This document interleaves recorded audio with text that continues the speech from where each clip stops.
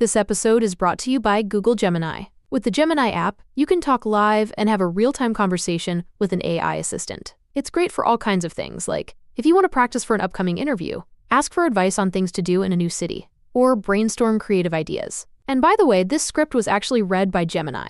Download the Gemini app for iOS and Android today. Must be 18 plus to use Gemini Live. What if you could hear your favorite song for the first time again? Introducing the all-new, reimagined Nissan Kicks. With an available Bose Personal Plus sound system that uses speakers in the headrest to create a 360-degree listening experience. You've never heard anything like this. Reimagine your music and your drive. Experience the all-new, reimagined Nissan Kicks for yourself at nissanusa.com today. Available feature. Bose is a registered trademark of the Bose Corporation. This is Optimal Relationships Daily. Do you think about a future before there's a present? By Marc Katz of evanmarckatz.com. Have you ever gone on a really great date and instantly started thinking about the future? I'm not talking about signing his last name with your first name or picturing what your kids will look like. I'm talking about the short-term future. The second you start feeling something for him, your unconscious thoughts begin to arise. But don't worry, you can change. Will he get along with my family? Is he financially stable? Does he have a good relationship with his mom, his sister, and his exes? I hope he's good in bed. Is he a keeper? I hope he doesn't disappoint me.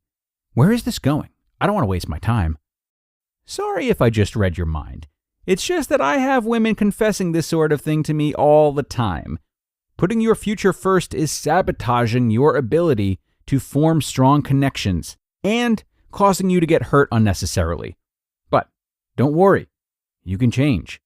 My advice may sound logical, but I want to acknowledge one important thing. It's hard to help yourself when it comes to the passion of new love. In the cold world of being single, with so many random dates with so many awkward guys, it's thrilling when you finally find a guy who excites you. But what happens when you get too excited about a new guy? Well, look at your past. Most of the time, your excitement is premature. The guy turns out to be a total flake or a selfish jerk. The guy turns out to have issues that are a big turnoff. The guy turns out to be Mr. Right now, but definitely not Mr. Right.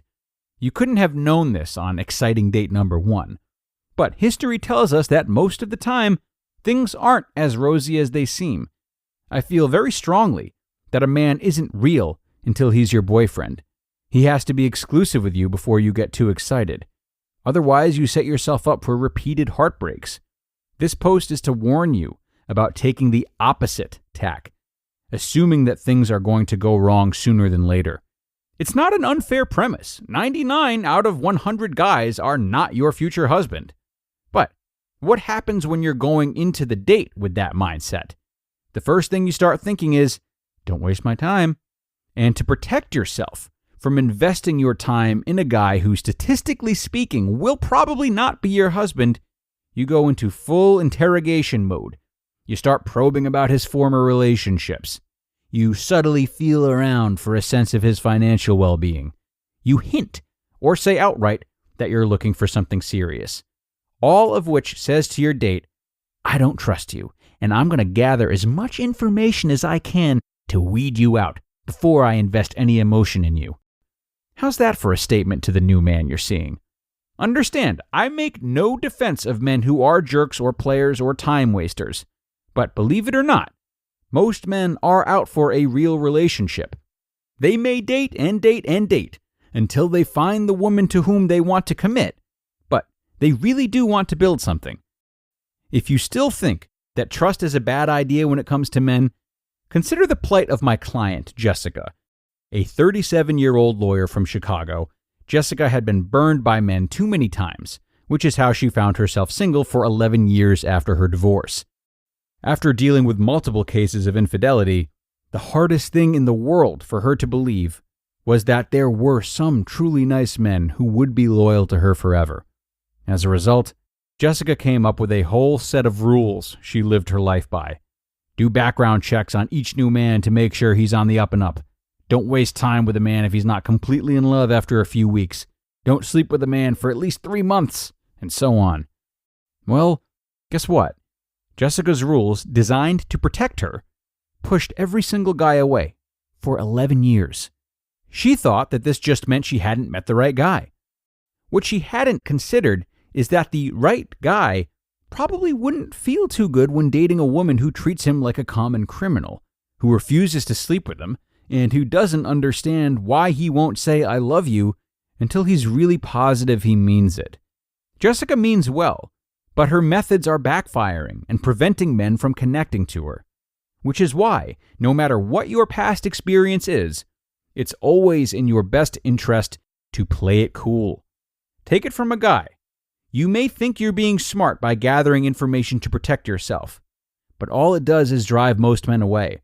The hard truth is that he doesn't know yet whether he wants to be with you in the long term. He won't know after 3 dates. He won't know after 3 months. By the way, you might not know if you want him long term either. You just want to make sure that it's you who's doing the heartbreaking, not him. My overall message is that you have to let the relationship play itself out at an organic pace instead of trying to look into the future. The more you push for clarity, especially when he doesn't have any himself, the less likely that he's going to stick around. You just listened to the post titled, "Do You Think About a Future Before There's a Present?" by Marc Katz of evanmarckatz.com. Botox Cosmetic, out of botulinum toxin A, FDA approved for over 20 years. So, talk to your specialist to see if Botox Cosmetic is right for you. For full prescribing information, including boxed warning, visit BotoxCosmetic.com or call 877-351-0300. Remember to ask for Botox Cosmetic by name. To see for yourself and learn more, visit BotoxCosmetic.com. That's BotoxCosmetic.com. When your gut feels off, your whole day can feel off. Activia probiotic yogurts and dailies are a quick, easy, and tasty way to up your gut health game every day. They're deliciously smooth and creamy and packed with billions of live and active probiotics. Your gut is where it all begins, so start with Activia. Enjoying Activia twice a day for 2 weeks as part of a balanced diet and healthy lifestyle can help reduce the frequency of minor digestive discomfort. Bumble knows it's hard to start conversations. Hey, no, too basic. Hi there. Still no.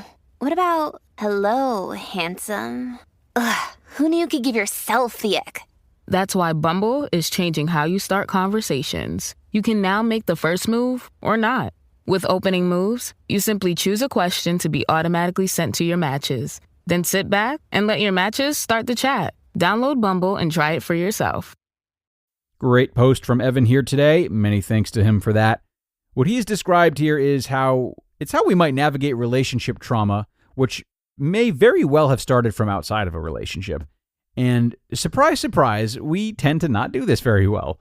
We're always trying to protect ourselves, especially when we see commonalities with situations that have brought us pain in the past. And if we want to get a jump start, we're hypersensitive to these things right from dates 1 or 2. And it's hard to break this cycle. It just is. It's hard to differentiate our tendency to protect ourselves from real concerns about what's important in a relationship versus what we can overlook. It really blends together, and it sucks. And while it may be hard to sift through what's a real concern and what isn't, the least you can do right now is begin to remind yourself of the innate tendency to be cautious and really try not to be hurt. If we're at least aware of this, rather than pretending it's not there or ignoring it, we're in a better place to question our behavior. And that can lead to some really amazing discoveries if that questioning is made into a habit. So thanks to Evan for addressing something really important today. And thanks to you, of course, for enjoying this post with me. It's time to wrap up. So have a great rest of your day. And I will see you back here tomorrow for another post where your optimal life awaits.